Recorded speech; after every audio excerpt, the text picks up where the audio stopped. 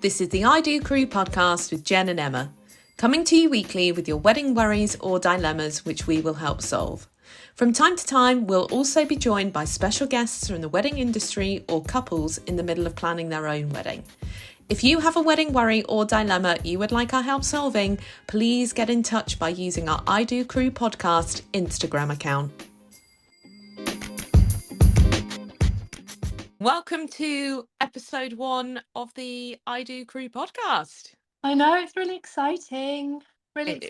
After some technical hitches, so hopefully it goes smoothly. Yeah, for everybody that's listening, we have an iPad so that we can FaceTime each other. We have our phones that we're recording on, and we also have spare phones and a Mac that we are videoing on. So to say that we are professional podcasters would be an extreme stretch, but we are here to help you with your wedding worries and dilemmas.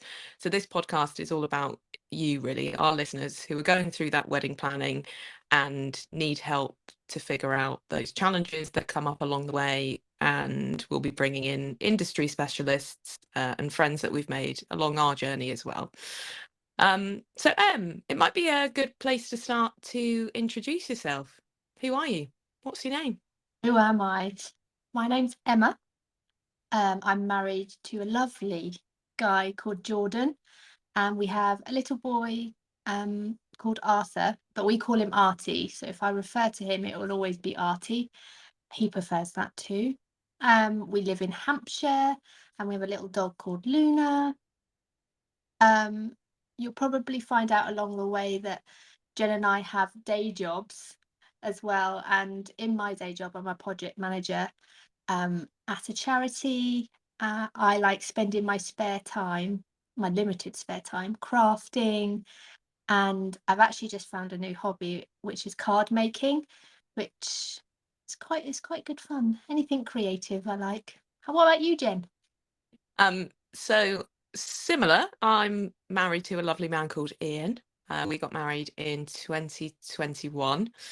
We live basically in the middle of nowhere, so phone signal is a no. We can't get Deliveroo or Just Eat. We have 2 very spirited dogs, Callie and Kaya, a very irritating cat, and Oh, poor cat.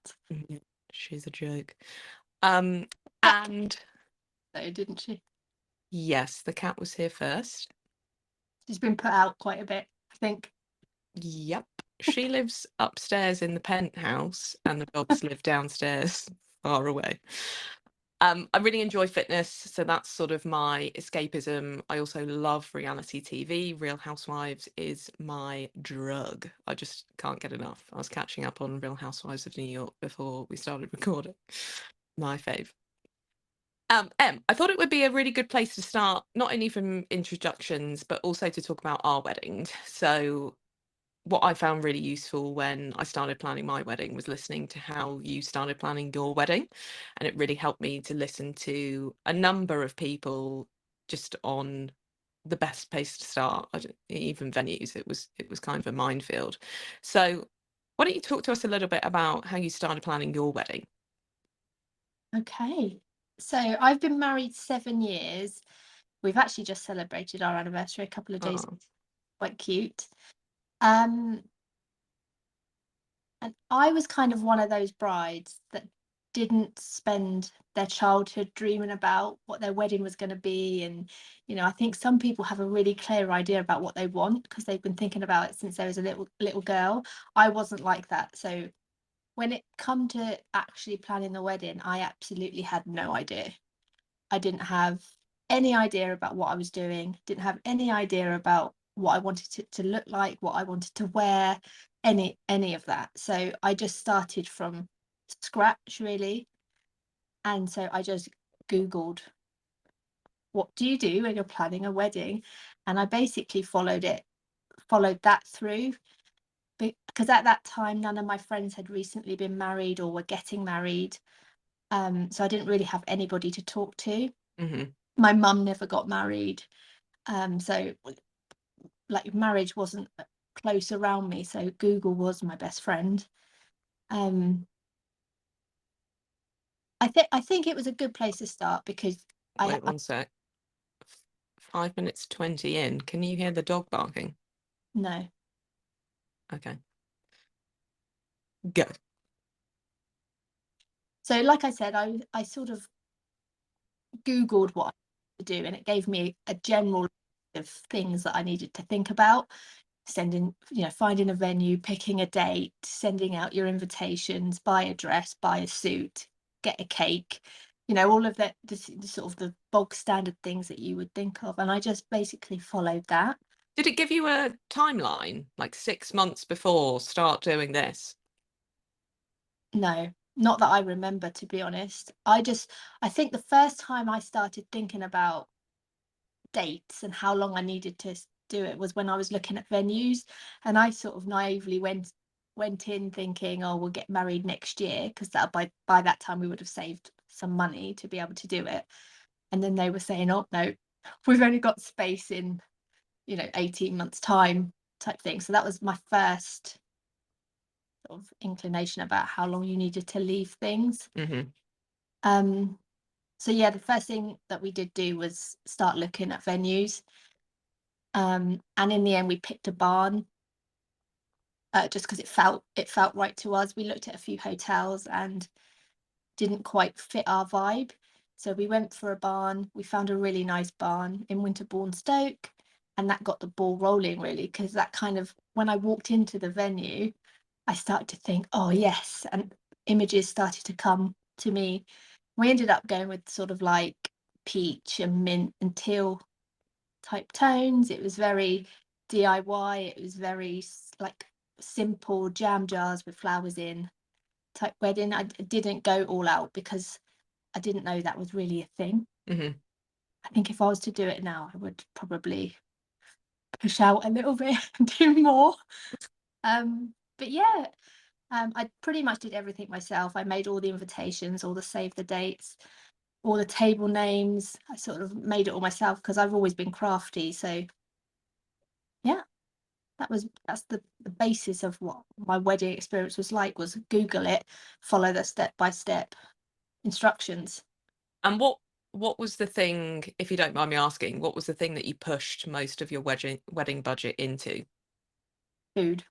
Food, yeah. Yeah, I've been to, because by that time I had been to a few weddings, but I wasn't really paying much attention. But when I reflected back, I did start thinking, I did feel hungry a lot of the time at people's weddings, and I didn't want my guests to feel like that. I think in my head I sort of saw it as a big dinner party. And so if you're having a dinner party with like 6 of your friends, you decorate the table that you want, like you want it to be, and you cook the food that you want, but you also spend a lot of time thinking about making sure your guests are comfortable, the house is warm enough, there's snacks, there's enough booze to go round, there's some entertainment, maybe board games. You think about how your guests are going to feel and making them feel comfortable. And I think I went at it a bit like that, like it's just a big dinner party, so everybody needs to feel comfortable and fed and watered and have everything they need. So food was my number one thing, enough of it, and it being quite hearty kind of food. Carbs. Carbs. So we had like a roast dinner, a canapes in the day, which were like chips and little burgers, Mm-hmm. standard me. And then we had like a roast dinner, because that's Jordan and I's favourite. And we made sure that they catered for 2 extra people per table and just put the food round, because we didn't want, because I think sometimes caterers are a bit stingy. I think so too. So we catered for 2 extra people per table, and so everybody had an extra potato and everybody had extra meat. And then the evening food was just a big vat of chili with nachos and rice, and people were just walking around with big bowls. So yeah, for me it was food. How about you? Well, obviously I asked your advice and that's exactly what I did too. It was also important to us to make sure that, and I know that not everybody can do this, but we pushed a lot of our wedding budget into the bar and into the food. So similar to you, it was really important to us that the food reflected Ian and I. So we have a staple in our house, which most of my team who I work with in my full-time job hear about if we're talking about what's everyone doing at, what's everyone doing this evening? Every other Wednesday it's Pizza Van Wednesday. So we had the lovely Kay and Slinky Fox cater our wedding breakfast. So she did antipasti boards to share for the tables with gorgeous bread. I remember thinking, "Oh, I really want to eat the whole thing here, but I'm in my wedding dress. It's my wedding day. I need Yeah. to be a little bit reserved." And then we had a pizza buffet with pasta salads and salad on the side. So the food was really important to us. We then had a sandwich van that came in the evening, the Focaccia Company, which we're going to be using again for Ian's 50th birthday. Nice. And it was just carbs. We wanted Yeah. people to have a lot of carbs, a lot of food, because we had pretty much the budget for the bar lasted till the end of the night. We obviously restricted shots and cocktails, mainly because of my brother's very generous gestures to people. And within like the first hour of the reception, he was like, "Who wants some shots of Sambuca?" No, I'm not paying for that. No. So yeah, so we did the same thing because you'd said that you'd looked at different venues. Similar to you, I didn't really have a vision of what my wedding was going to be like, and I didn't know what I wanted. At first, I thought we wanted to do as little as possible, basically. So we looked at a very polished venue that was brand new. Because of the price, we were looking for a sort of Thursday or Friday in the middle of November. That's what we could afford, but it would still be the same venue, the same polished feel. There was accommodation on site. I knew that everything was there. We would use their caterers, their bar. They had a long list of florists and all of that kind of thing. But it was the customer relationship management that I wasn't keen on. It was a really big thing for me that they cared. And Yeah. I just didn't get that from that venue. We then went to a slightly polished barn. So it's a venue not too far from where we live, a polished version of what we ended up with. It's managed, it's styled, they have caterers on site, it is still a barn, there was indoor outdoor space. But again, the woman that showed us around didn't care how we'd got engaged. And as a bride, I thought that was really weird. Yeah. You want them to be invested in your day a little bit, don't you? Yes, Yeah. and care a Yeah. little, because as a bride, your wedding is the most important thing to you at that time. And I just didn't get that feeling from that venue. And then eventually we decided that we liked a barn and we went for a dry hire where we basically had to sweep the floor before we even started. It was on a working farm, so I love that. So from what you thought you wanted was to do as little as possible and just sort of rock up, put your centerpieces on the table and off you go. Turned out that you had just an empty space with a broom in the corner. yeah. Brilliant.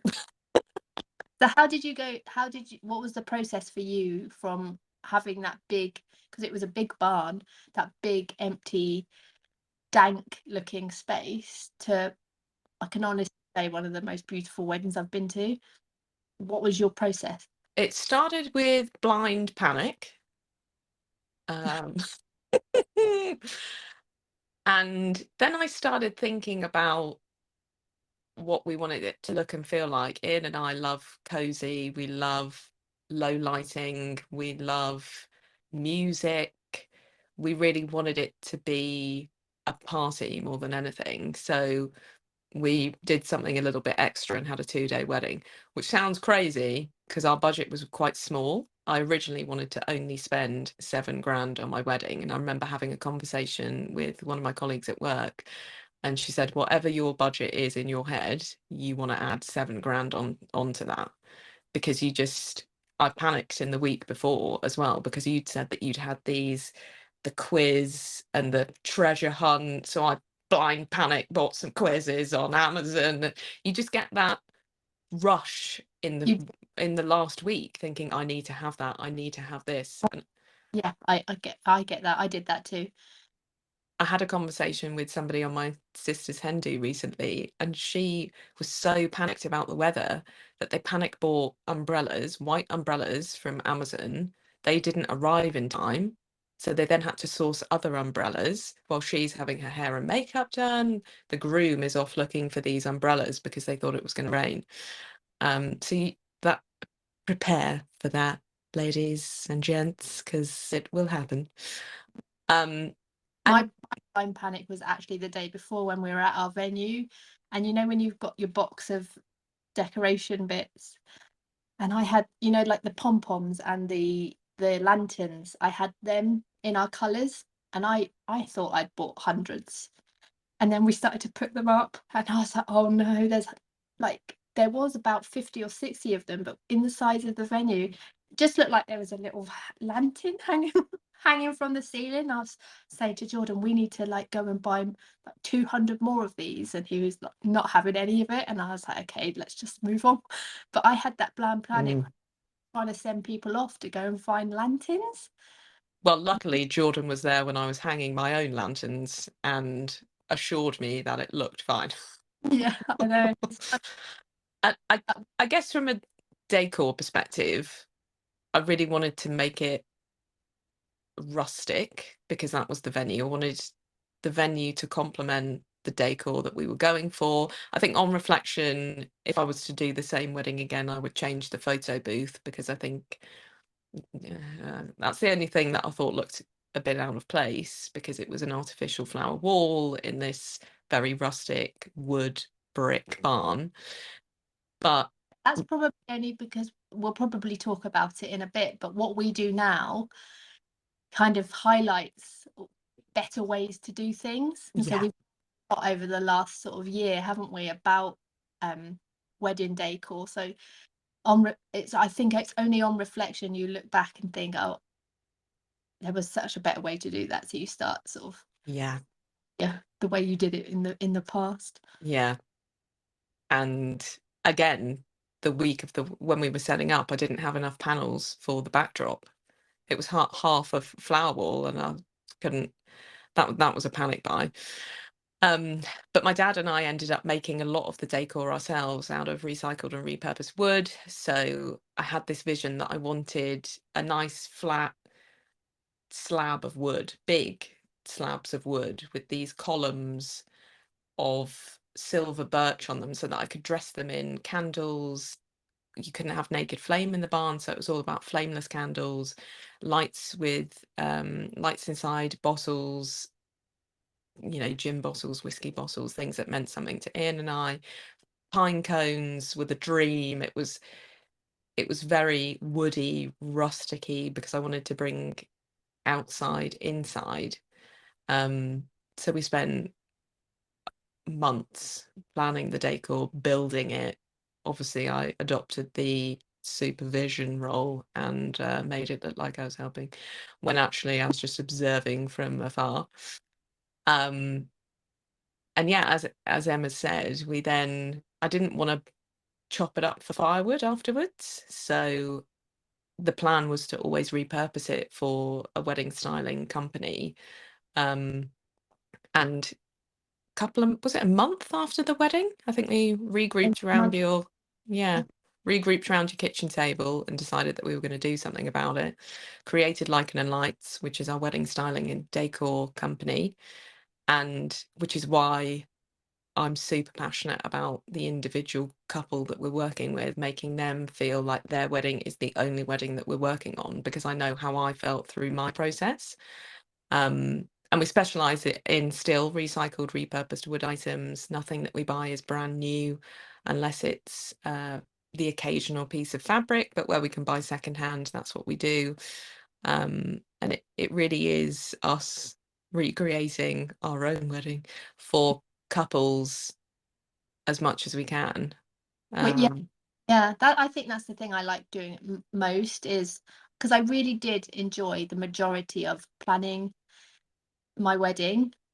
And there were some bits that weren't so great, but the majority of it, I really enjoyed it because you get to be really creative, you get to source things, you get to talk to really nice suppliers and everything like that.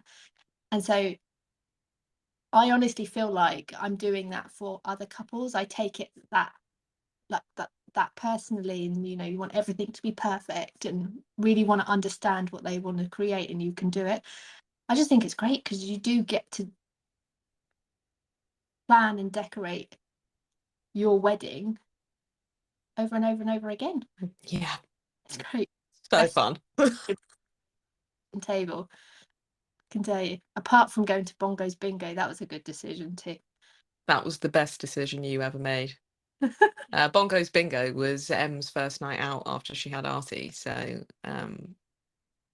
Yeah, it ended with one of our really good friend Tyler, um, in the in the office part of the club with bandages around her leg, and we got like a private dance from the Bongo's Bingo guys.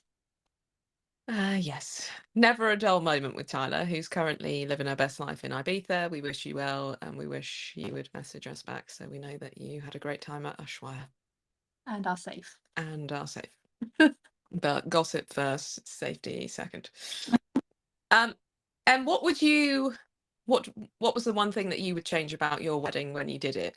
Mine was the photo booth. I've definitely changed that. I think I'd probably have a professional come in, even though I love looking back on the Polaroid. So we had a DIY photo booth, Polaroid camera, and then the guests pegged their Polaroids on a Polaroid palette that I recreated. If you want to have a look at what that looks like, it's on our Like in a Night's Instagram account, available to hire. Plug, plug, plug. I think there's two things I would change. One is just something that really gets my goat, that wasn't really my fault, but along the way somewhere the florist delivered the box of buttonholes, and was explaining to somebody that these are the men's ones, and I had a few female ones for like my nan and my mum and Jordan's mum. And I don't know if you know, but as a female, you wear your buttonhole on the opposite side upside down. So the florist was explaining this. Somewhere along translation, everybody's buttonholes was on the wrong side, upside down. So we had these beautiful roses, uh, and they all were upside down. So in every photo, everybody's got their buttonholes upside down on the wrong side. Even Jordan. Even Jordan.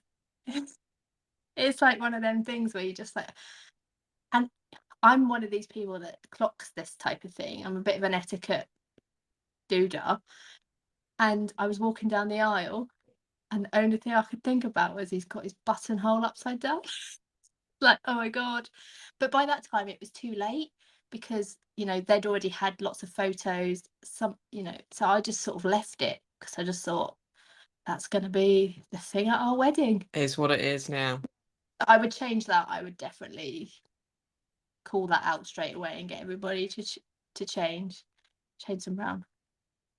Stupid.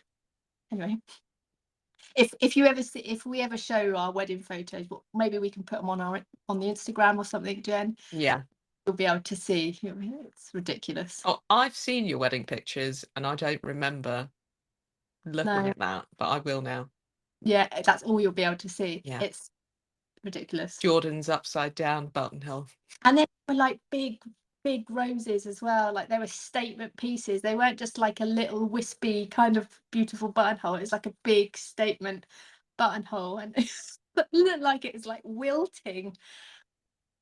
Anyway, these things happen, don't they? As this is an audio podcast, Emma has just rolled her eyes. Fuming she is. I know, it literally gets my blood boiling every time I think about it. Anyway, moving on. And I think Is it worse than the Christmas baubles? oh We've already got there, have we, Jed? Thanks. I have this tendency to be fine and quite pleasant, and then something happens and it flicks a switch, and then I go into rage for about 5 minutes. And my husband, we were putting Christmas baubles back up into the loft, and my husband was like, "I've got the box," and I was like, "Okay," all my lovely glass baubles. And I was like, "Okay," so I let go. He dropped the box and just was holding the lid, and the box of baubles went crashing down the stairs, and every single one of them smashed all over the landing. And I had a rage moment where I'm not proud of it, but I was kicking the wall for a little while. It's honestly my favourite story that you and Jordan share. I think because the image in my mind is probably exactly how it panned out. Yeah. And Jordan said that he saw me like screaming and kicking the wall, like really having this rage situation, and he just got there and closed the latch of the door of the loft back up and just sat in the loft with the door shut until till I'd calmed down. That is. So was it worse than that? The No. buttonholes? No. Can you imagine if I went down the aisle screaming at everybody that their buttonholes are wrong? Yeah. No, it wasn't that bad. But looking back, it does sort of get me a bit. Anyway, And the second thing that you changed? I would have had my dress altered one more time because it was just a bit too tight, and I was just a bit too worried to say anything. I was in the fitting, and I just should have just said this is a bit too tight, and instead I was like, this is fine, and then it wasn't because I was quite uncomfortable most of the day. Mine would be the same. So photo booth, and then the last fitting I had, I lost a lot of weight in the last 2 weeks before the wedding, mainly because it's not funny, but my reaction was funny, similar to the Christmas baubles incident. They thought he had cauda equina, which is basically where your spine presses on the nerves in your bladder, and you basically run the risk of being incompetent for the rest of your life. So he was due. They told him he would have spine surgery 2 weeks before the wedding, and I think it was like the Tuesday or Wednesday before the hen do. So it was a very stressful 2 weeks beforehand, and I wish in that final fitting she'd made it slightly smaller, because I think whatever wedding you have and whatever situation you're in, the last couple of weeks are quite stressful. So you do, whether you're trying to or not, you will drop a couple of pounds, I think. Yeah. So it I, was slightly too big at the front, and I remember I didn't want to be the bride pulling her dress up from the front the whole time, and I'd always said that, and I was that bride. yeah. Yeah. I think our next podcast is all about dresses and stuff, isn't there? So we can Yes, go it is. detail about what our dresses and everything look like, and that whole process, because that is a bit of a process in itself, isn't It it? is a process, yeah. So I guess to wrap up episode 1, this is the podcast. The I Do Crew podcast is all about being able to help other people through their wedding planning, any dilemmas that they have, any worries. So if you are in the process of planning your own wedding, please follow our Instagram account, the I Do Crew podcast. If you've got a lengthy worry or dilemma, drop us a DM. But every week after the pod has dropped, we will be popping a Q&A button onto our story where you can just pop a little dilemma in there. If it's longer, pop us a DM, and we will be shaping our episodes mainly around your worries and your dilemmas. As Em has said, next week's episode, we're going to talk wedding dresses and guest outfit taboos. I'm really excited about this because Em's got a lot of etiquette around weddings. Got a lot of passionate opinions, I think. Yeah, I can't wait because it's almost as close to the buttonholes. So yeah, we look forward to you joining us next week. If you've enjoyed this podcast, please follow us on the I Do Crew podcast. We'll be sharing updates weekly, highlights, and we'll also be asking for your dilemmas and worries. Em, thanks so much. You've been listening to the I Do Crew podcast with Jen and Emma. Keep up to date with our podcast news by following our I Do Crew podcast Instagram account. Thanks for listening.